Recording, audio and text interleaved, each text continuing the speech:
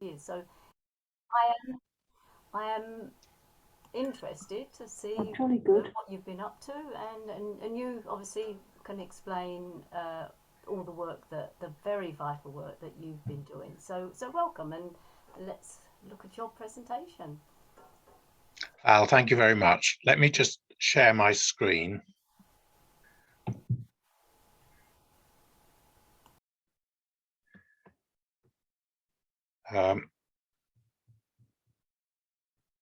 Is that working? Yes, it is, Stephen. Yeah. Yes. No, why can't I? Doesn't look like I can just.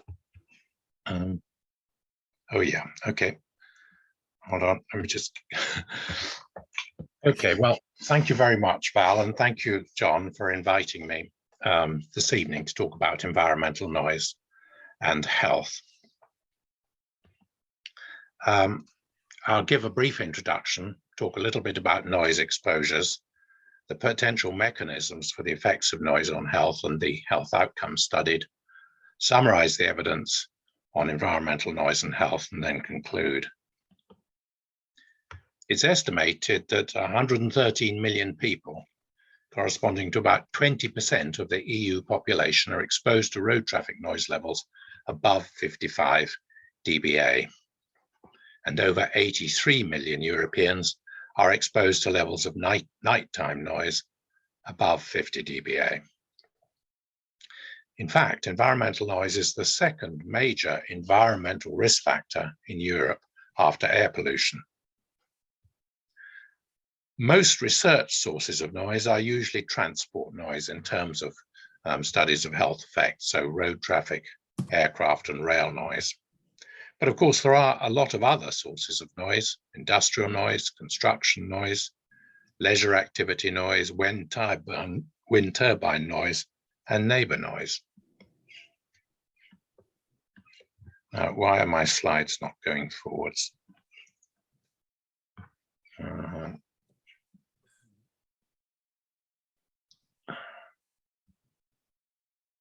may need to just minimize you a sec to see if I can.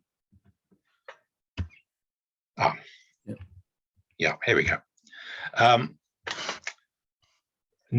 Environmental noise can cause short or long-term exposure effects.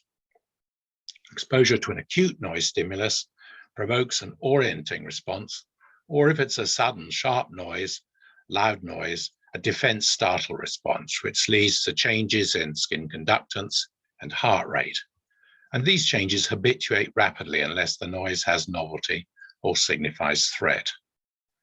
And a study of aircraft overflights at night during sleep has been related to transient elevations in blood pressure. However, the sort of studies I'm going to talk about, particularly cardiovascular studies, show greater effects with long duration of exposure. And here's just a couple of hazard ratios from a large Swiss study showing a hazard ratio for mortality from myocardial infarction from heart attacks of 1.3. But if you'd lived in the place for more than 15 years, then that was raised to 1.5. I'm going to talk about health effects, which we used in the WHO review. Primary health outcomes: cardiovascular disease, hypertension, myocardial infarction, stroke. And this is sometimes, in some studies, called ischemic heart disease and sometimes cardiovascular disease. But they pretty much cover the same area: sleep disturbance, annoyance, and cognitive impairment. And then in the WHO review, we had secondary health outcomes: diabetes and metabolic outcomes, adverse birth outcomes, I'm not going to talk about today, quality of life, well-being, and mental health. And then since those WHO reviews, dementia and cancer have also begun to come into the picture.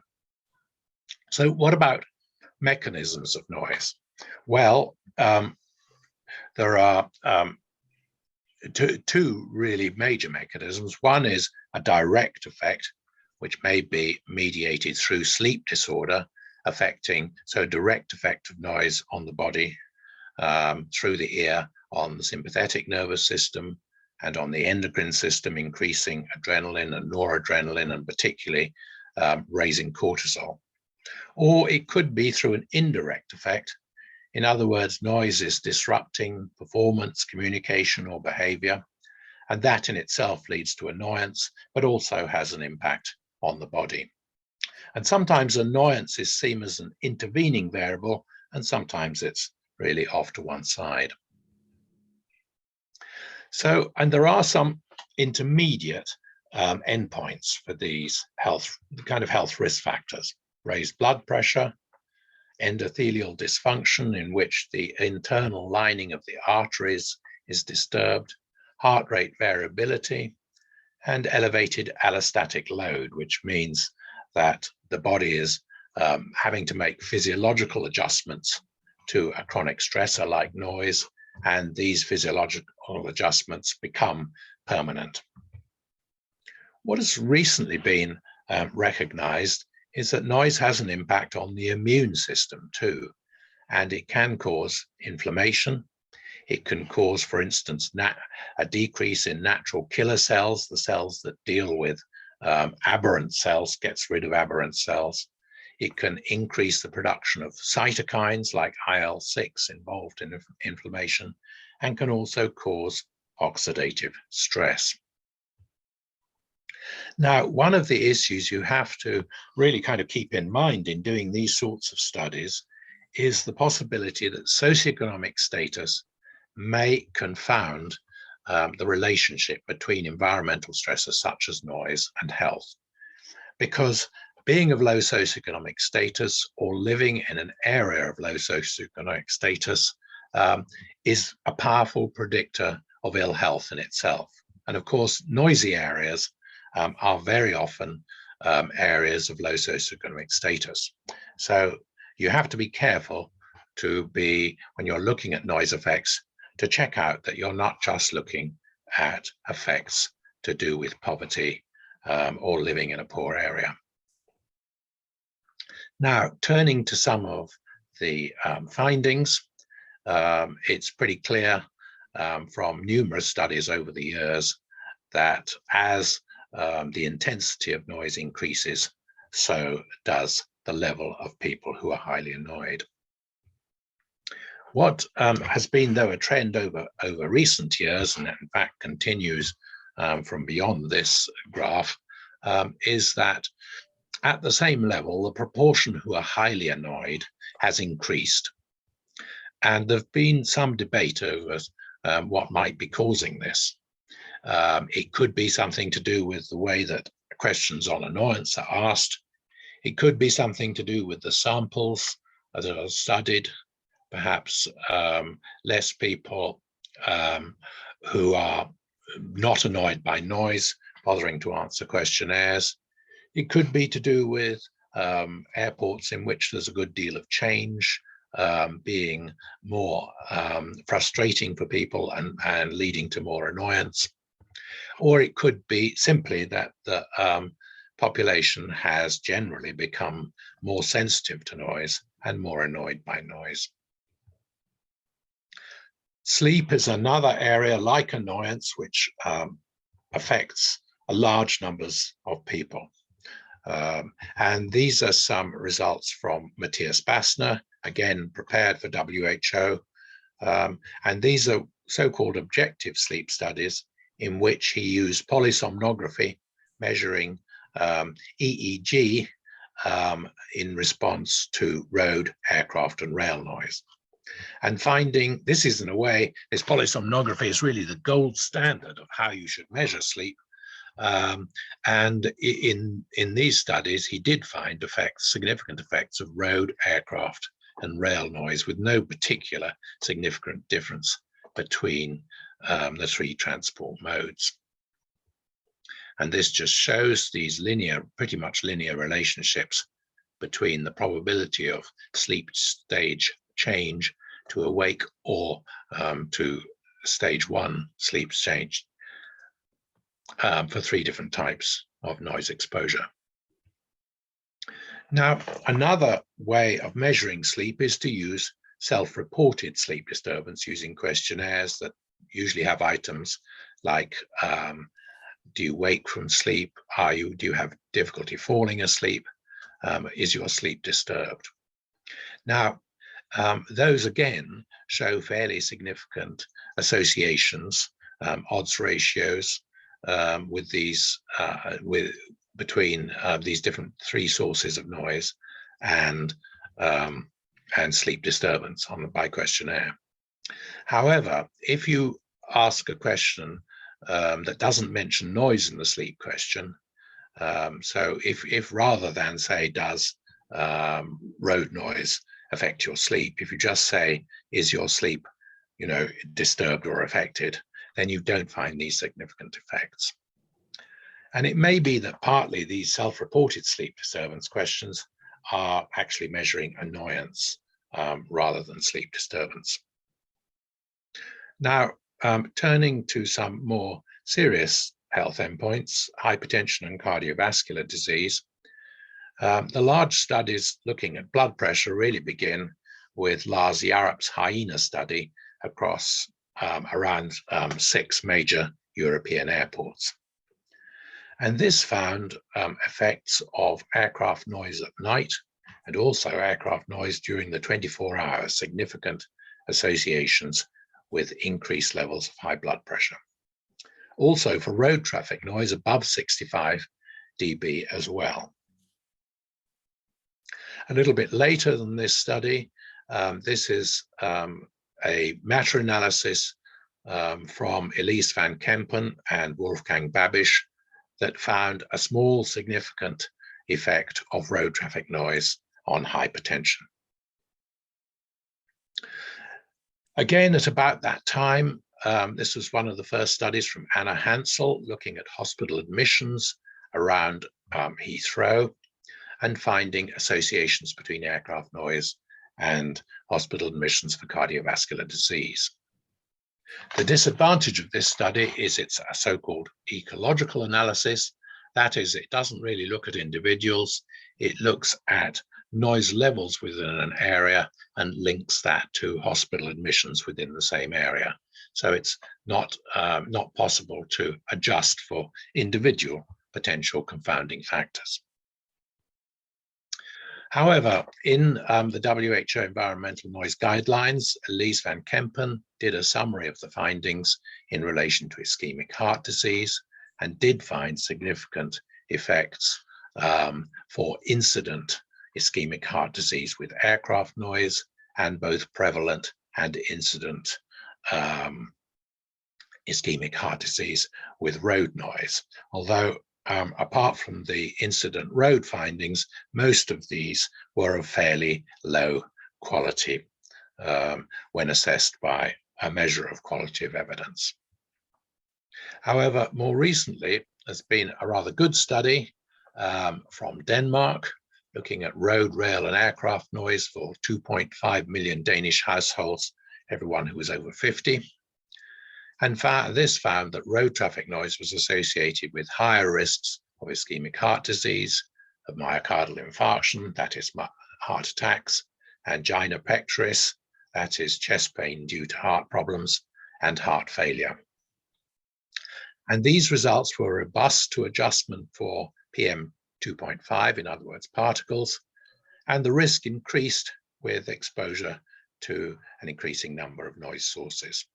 They also found weak evidence for effects on atrial fibrillation, which is a disturbance of heart rhythm.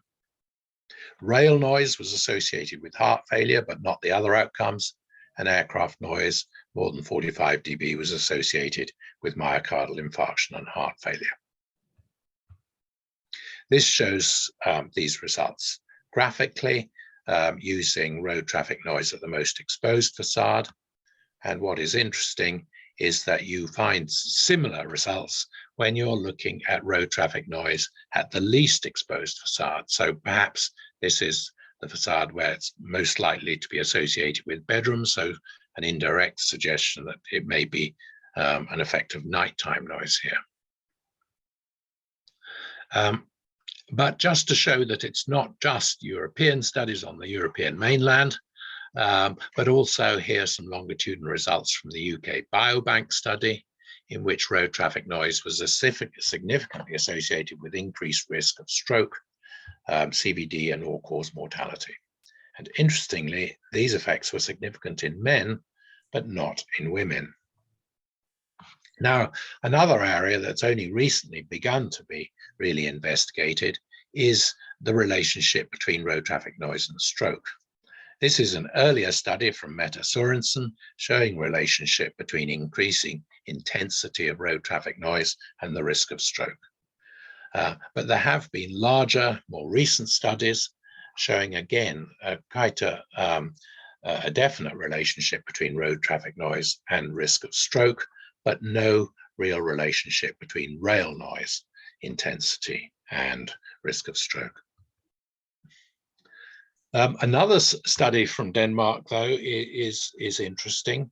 This was a study in 25,000 female nurses looking at first ever stroke and finding a small relationship with increase in road traffic noise. But this became non-significant after adjustment for nitrogen dioxide and PM 2.5 as measures of air pollution.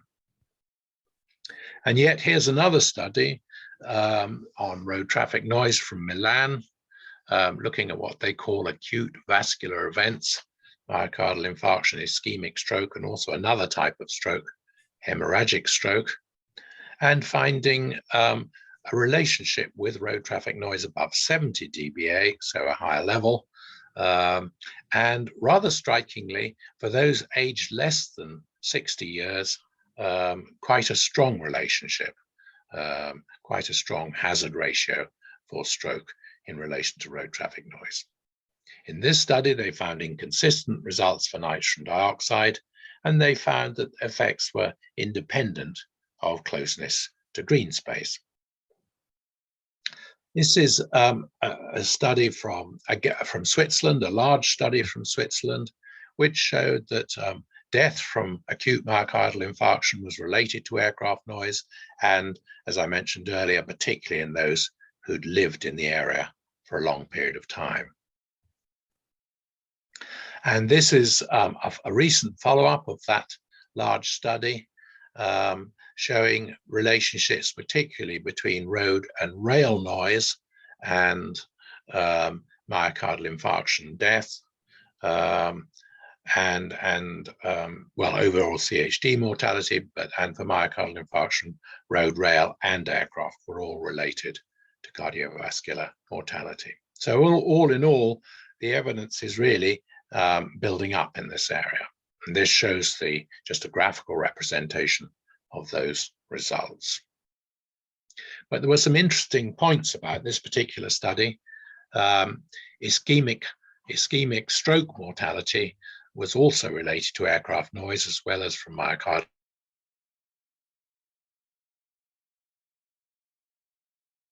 Interestingly, the associations begun below 40 dB LTN for road and rail noise. Another interesting factor was that higher levels of noise intermittency were associated with each outcome. In other words, fluctuations in intensity of noise seem to be an additional risk factor. The hazard ratios declined with age, and relative and absolute risk was higher in males than females, echoing an earlier finding. This is just an interesting additional finding from an earlier study showing that combined exposure to noise from traffic and at work, as well as job strain at work, increased the risk of myocardial infarction, suggesting that multiple stressors may be worse for you than single stressors. And this is an interesting study which is looking at people who already have myocardial infarction from the French RICO study and looking at how their risk factor score increases with continuing response to road traffic noise, and suggesting that particularly in men, if you continue to be exposed to road traffic noise, you may have increased progression of your disease. Now, it may at first be an odd finding that road traffic noise is related to waist circumference and obesity, and there are 3 studies going back a little way that find this, but it's not really that strange, because if you think that noise is related to an increase in cortisol and chronic cortisol, then that is a risk factor for increasing waist circumference. And of course, also for diabetes, and this is an earlier study from Mette Sorensen showing that this is type 2 diabetes is associated with road traffic noise. And a more recent, very large study from Denmark shows that both road traffic noise and to a lesser extent railway noise is associated with an increased risk of type 2 diabetes. So I think these findings are now really fairly well established. But of course, living near a major road has adverse effects on your health, and road traffic is a source of both noise and air pollution. And in the past, the conclusion has often been drawn that the causal factor is air pollution and that noise is unimportant. However, adverse health effects have been associated with both noise and air pollution.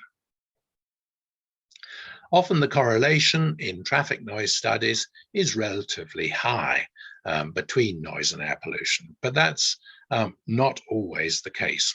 And it is possible to try and separate out effects of air pollution and noise. For instance, weather, meteorology is more associated with air pollution than noise. Noise tends to vary less day to day than air pollution. There may be different biological pathways for noise and air pollution effects, and there are certainly differences in dispersion. The quiet sides of buildings and barriers may affect noise exposure more than air pollution. And then there are certain sources where noise may be the more prominent exposure than air pollution, for instance, rail and aircraft noise. So in a couple of reviews, but certainly more from more recent studies than this, it's been shown that both noise and air pollution may have effects on health, often independently, occasionally maybe even synergistically together. Now, another more recent study reviewed by Charlotte Clark is that of environmental noise and cancer. And her review summarized studies on a variety of cancers and found low quality evidence for harmful effect of road traffic noise on breast, colorectal, and non-Hodgkin's lymphoma. And this presumably might be through some disruption by noise of people's immune systems. However, there was also high quality evidence of no effect on cancer mortality. Now, of course, this is a summary measure of mortality from a number of cancers, but all the same, that seems like quite a powerful effect. Now, another important area of noise effects is on mental health and cognitive effects. In the WHO review, Charlotte Clark and colleagues found quite strong effects on reading comprehension and on standardized assessment tests of reading. And this is really based on our ranch study results plus others, in which we found that increasing aircraft noise exposure was associated with increased impairment in reading comprehension in a fairly linear fashion. And this, how to kind of understand this, was that reading age was delayed by up to 2 months in the UK and up to 1 month in the Netherlands for a 5 dB change in noise exposure. This just shows the noise measurement on top of one of the primary schools in West London, and also a picture of the testing taking place in one of the classrooms.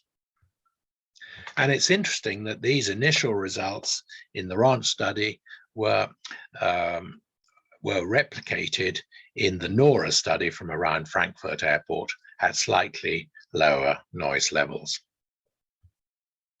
Now, apart from reading comprehension, there have also been studies examining long-term memory and attention and working memory. On the whole, there have been moderate results for the long-term memory studies, less so for attention and working memory, although just recently a very interesting study from Maria Forrester in Spain showing road traffic noise at school was associated longitudinally with slower development of working memory and attention.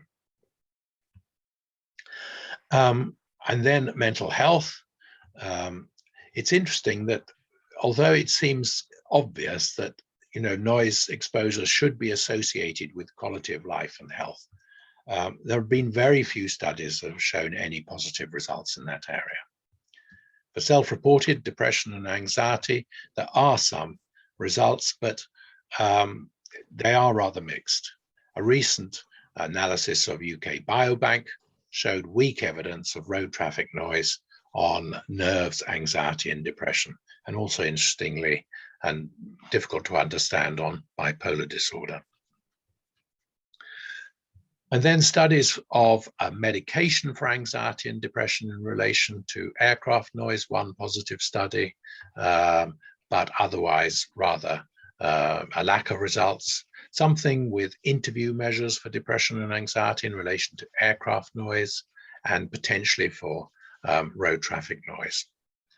Rather mixed results in terms of emotional and conduct disorders in children and hyperactivity disorder in children.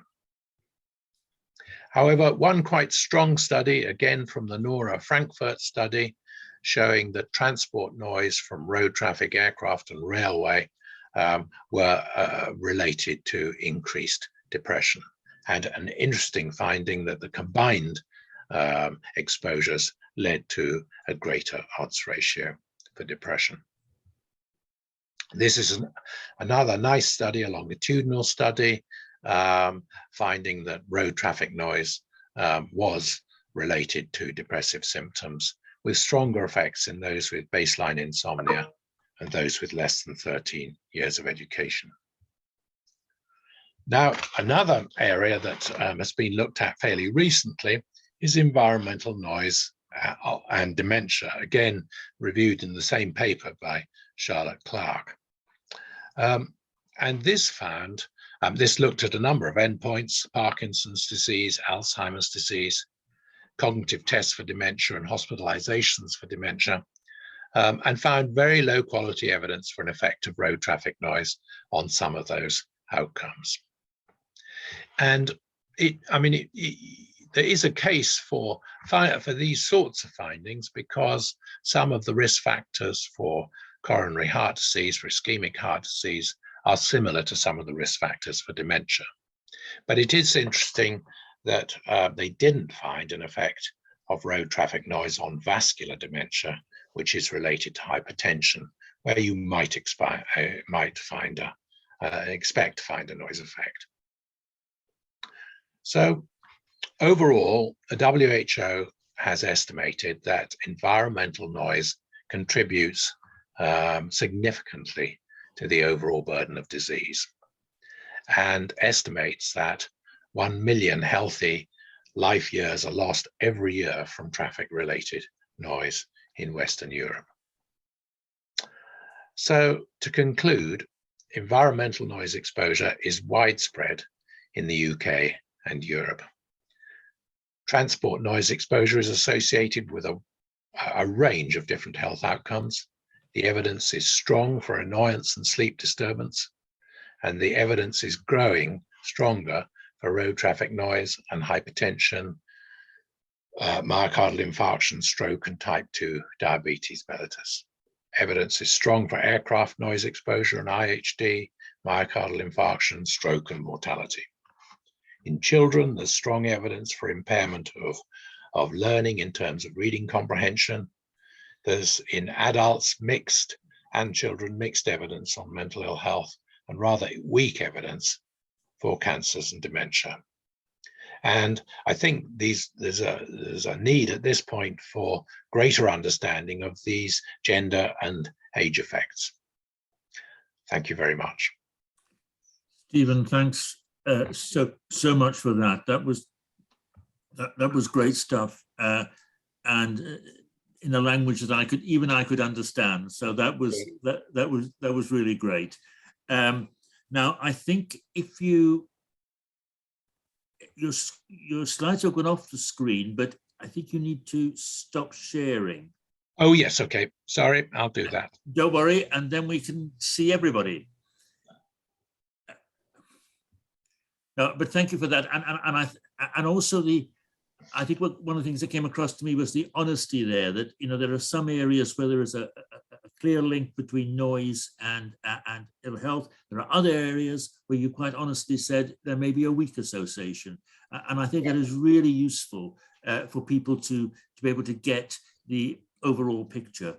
Now we've got a great mix in the audience of people who are suffering noise of different sorts, people who are academics in noise, acousticians, and others as well. So feel free to speak up. We've got almost half an hour, probably about 25 minutes for some questions and discussion. I think I can see you all. So if you can put up your virtual hand, that would be ideal. If you haven't got a virtual hand like Nick, just put up your real hand and I'll see that as well. So I think the first hand I see is Nick's. So if you'd like to make your point, that would be great. Just really, it's a question rather than anything else. Thank you very much, and I've been busily copying your slides. The information on the slides will be sufficient to find the research documents you're quoting in your presentation, because I think I'm going to be reading a number of those in the next few weeks. Yeah. Sure.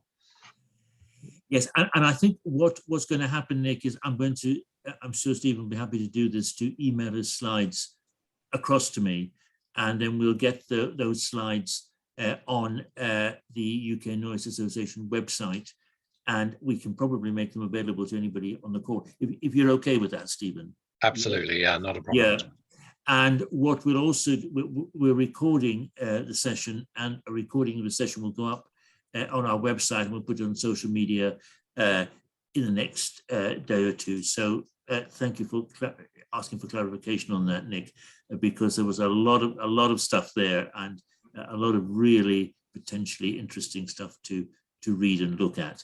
Arlene, I think your hand was next, and then Armel.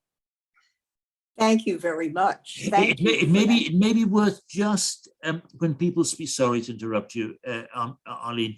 It may be just worth, if you want to, just to take a moment or two to introduce yourselves when you speak. Arlene Bronsaft, the US, but of course my co-authors on Why Noise Matters were all British. As you know, I have done research in this area many years ago. And when it comes to children and learning, may I remind everyone that my study was done 47 years ago, in which we found that rail noise intruded on children's learning when they were exposed to it in their classrooms. But the amazing thing is how quickly the New York City reacted to lower that noise. And when it did, we demonstrated the children's reading improved. So in that area, we have research. We also, in the United States, had research in the 70s on the health impacts. And in fact, the Office of Noise Abatement at the Environmental Protection Agency declared in their literature in the late 1970s that noise was a health hazard. Of course, now the literature is much stronger. And I have to thank my European friends. What is very sad is that we haven't had this partnership with the US and Europe, although it was Dr. Clark who did participate in a study that I had overseen here at the National Academy on this. The question I'm asking, the literature is strong, very strong indeed. I think the hearts of Europeans and Americans are the same. I haven't seen a difference between our hearts, our lungs, our heads. I find it offensive when American government employees say that we need the studies in the US to confirm what our partners in Europe have found. What I do want to know is, with these studies so strong now, far stronger than when I started doing my research nearly 50 years ago, will we have actions to lessen the noises? Are there plans that aircraft noise will be lessened, rail noise will be lessened, that traffic noise will be? Researchers have to demonstrate the adverse impacts with data. And as that movie said, show me the money, I know we have to say, show me the data. But I want to ask, how strongly will we follow up with actions that will indeed demonstrate that these data have moved us in a way that we recognize noise pollution is such an adverse impact? Thank you. Thanks, Arlene. Stephen. Arlene, yes, thank you very much. I think what is so powerful about your research is that an intervention to change the rail noise had such an impact on children's learning, and they recovered again. And that, I mean, that's a really heartwarming result in a way, that, you know, that this was reversible in children. I completely understand your frustration. There's absolutely no reason why people in the States are any different to those in Europe when it comes to noise responses. It's simply that the politicians don't really want to take responsibility for these findings, really. And I regret to say that sort of move against environmental concerns has been evident in the States for a number of years now. And it's very upsetting, really. I think it would have been lovely to, because I remember at a time, noise research was very active in the States, but then I guess from about the Reagan years or so, it declined. Yes. And it's curious why, for instance, people are readier to act on air pollution than they are on noise. And I think partly that's because people have an instinctive understanding that air pollution can harm your health. And, you know, if you see fumes and things like that and you cough, it's very obvious. Whereas noise, there's something a bit more abstract about it. And therefore people don't put so much pressure on it. But these more recent studies, I mean, these are showing effects on mortality. Now, in terms of overall mortality, they may be a small effect, but it's killing people. It's contributing to killing people. And, you know, in a way, this just needs to be taken up. And ultimately, I suppose there has to be pressure on politicians from the general public. And part of trying to get that is, I guess, educating people about this research and trying to make sure that noise is not the Cinderella of pollutants as it has been seen. Thanks, Stephen. I think Eric put, or it might have been Nick, that put something in the chat about the citations to your work, your rail work, Arlene. They are around. If you want to email them to myself or to Val, we can then circulate them more widely. That would be great. We'll go to Armel next, and after that, Joan. So Armel, welcome. Good afternoon, John. Good afternoon, everybody. Professor Stansfeld, I have lived near Heathrow Airport for 54 years. We've got the noise of the aircraft and the road. In fact, I was interested in 2010 when we had the ash cloud in Iceland, and Europe was closed for 10 days.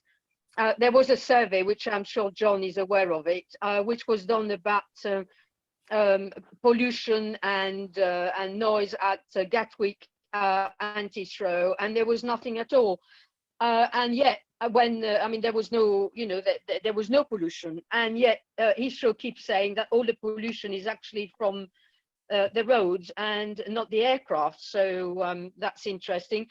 The other point I wanted to make is that when you meet Heathrow Airport executive, and we do that regularly near Heathrow Airport, you can ask them where they live, and none of them live in the areas where the noise and the pollution is. So when you are talking actually about the socio-economics area, actually the people who live near the airport are the people probably who are poorer, who have poorer health, and are really at the lower echelon. But when it comes to executive or management, or even in the airline, pilots and all that, very few of them, if any, actually live near Heathrow Airport. And I just wanted to mention, I'm not sure whether John has noticed, but with the chaos at Heathrow for the last few months, they've now decided to actually fly nearly all night. And the last week or so has been absolutely ridiculous. We've got flights after flights until about 1 o'clock in the morning, which means that we have a maximum of about 3 hours flight until Hong Kong arrive between 4 and 4:30. So that is also sort of pretty bad. Thank you very much. Thank you. Thank you, Armel. And I think, yes, I think you're right about the times of the flights. There's certainly been arriving much late, many more have been arriving much later than previously. Joan and then Elaine. Thanks, John. It's a question really about airspace modernisation. I wondered what research or assessment has Stephen been involved in, or does he know of, in relation to the impact of flight path concentration, which is an integral part of airspace modernisation. And obviously in New York and the States, there's been quite a lot of evidence that's had very, very severe impacts on people, leading to legal cases and things like that. So I wondered, you know, as this is being introduced and flight path concentration is an intrinsic part of airspace modernisation, what assessments have been done on the impact of that? Well, the truth is, I don't know really. You know, in a way, I'm no longer active in research at the moment, carrying out my own research project. So I'm a little bit out of date from that. So I don't know, but I can see how it would be an important thing to study. And that potentially it would be increasing the dose of aircraft noise that people are getting, and that's going to be bad for them. It's the dose and the frequency, isn't it? Yeah. And that's had very significant health effects in the States. That's it true. Just seems quite extraordinary that we haven't got really more up-to-date research on this. Well, I mean, it may be being carried out, but I'm not involved in it. Yeah. Certainly, it would be a good area to investigate. Yeah. In some ways, maybe it's a question of looking at the research that's probably already taken place, or some of the evidence that's already taken place. Yes, well, that's true. I mean, concentration has been introduced. Yeah.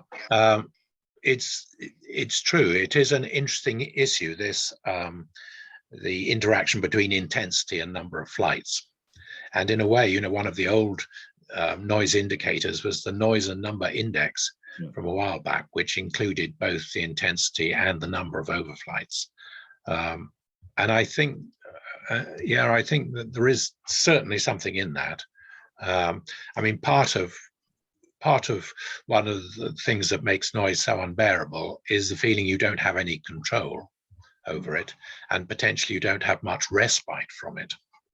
And I think those are likely to potentially intensify its effects on your health. Thanks, Stephen. This moves neatly on to Elaine, who has lived for some years now in New York under just the sort of concentrated flight path that Joan was talking about. So Elaine, welcome. Yes, thank you. And may I introduce myself? My name is Elaine Miller. I'm from Long Island, New York, Nassau County specifically, and I am the co-founder of a grassroots organization named Plain Sense for Long Island. And we've been working quite a number of years now to have the noise minimized in our areas and to try to work with the FAA, which we haven't really been too successful with. But my question to you is that we have discussed many times the fact that most studies use the term annoyance for the level of our reaction to the concentrated noise and, you know, days and days, the duration. And we have discussed this many times that we felt that the word annoyance doesn't really truly define what we are experiencing. So the question is, have you ever thought of describing the effects and the impacts by another description rather than using the term annoyance in your studies? I don't, not especially. I mean, did you have any thoughts as to how you would describe it? Well, we've gone through this discussion many, many times, and we use, you know, there are many terms, adjectives that go way beyond the description, you know, of annoyed, because annoyed really, to me, that term minimizes the what we do experience. Yeah. So so I don't know, as I said, this is discussion that we've had many times, because it doesn't seem to really describe our situation. You know, people will say nightmarish, hellish, you know, unbearable, you know, just so many adjectives that go beyond. When you hear the word annoyed, I usually, you know, there's something that annoys me and it's not really impacting me. Yeah. So No, there's I a lot, understand there's your a point, lot yeah. in the definition of words, is what I'm trying to say. Yeah. I suppose from the researcher's point of view, annoyance is a useful summary term, but I agree, it doesn't really describe the intensity of the experience for a lot of people. No, I think, noise disturbance. sorry. I don't know. I don't quite know whether there is a better term for it.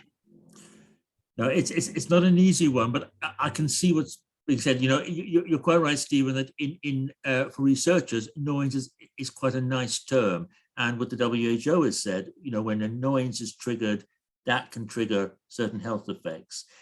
But Elaine is also right to say that if people under flight paths or living on busy main roads say we're annoyed by the noise, people who don't really get that say, well, what's a little bit of noise to annoy you?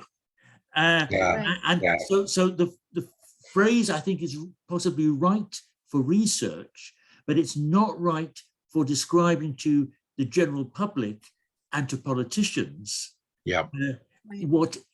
how severe the impact may be.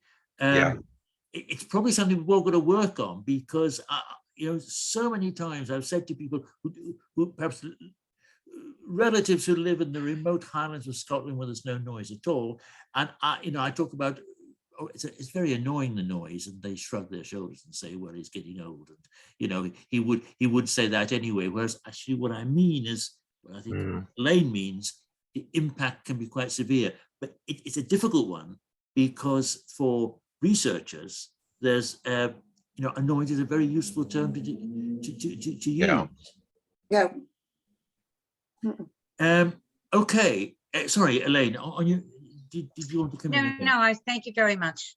Oh, right, okay. But I would really like to pursue that further, and Arlene and I have discussed, we have discussed this many times, that it certainly is a term that really needs to be looked at again, and how to approach the impact of noise on communities in a different perspective, different definition, and more focused on what we are truly experiencing. That's correct. Yeah, it's an interesting one, and I think, you know, one that can be discussed and developed further. Okay, any further points that people want to make or questions. Nigel, maybe you want to introduce. Maybe you want to introduce yourself, Nigel. Oh yes, I'm Nigel Rogers. I'm the National Secretary of Pipe Down, which campaigns for freedom from pipe music or music. Anyway, any type of unwanted music. Now, I've been thinking about this word annoy, which for many people isn't strong enough. Maybe we could start thinking of using a term like a word like stress or distress. If you say Yes. I'm distressed by noise, that sounds a little bit stronger than just saying I'm annoyed by it. You can be annoyed by a bus being late or something, which is a minor thing. But if you're distressed or stressed, it gives a much stronger impression, perhaps. But of course, that it's maybe used for other things. And noise does cause stress. This is a very specific point that Stephen's been making again and again. This is just a suggestion, a thought that's come to me just now. Yeah. It's an interesting area, as I say, to pursue. Right. Any further points? Because we're in which case I'll hand back to. I'll thank Stephen so much. I mean, because it was excellent stuff, and as I say, we'll get the slides up on the website within the next day or two, maybe by the weekend, and we'll also get something out on social media. It's been recorded, and what we found in our previous webinars that we've done is we're the elite people who come to the webinars, but many more actually look at the recording. So we'll get that up really as quickly as we can. Back to you, Val. Right, thank you, John. Thank you. And thank you, everybody, for being here today. I think this one is the last in our series of the webinars that we've run from earlier this year, and one of the most important ones, I feel. And I'm sure we will be revisiting this topic again in the future. I think we've got one planned to do with noise in venues, but that's still being organised. So I thank you all very much, and hope you have a very quiet evening and a quiet summer. Fingers crossed.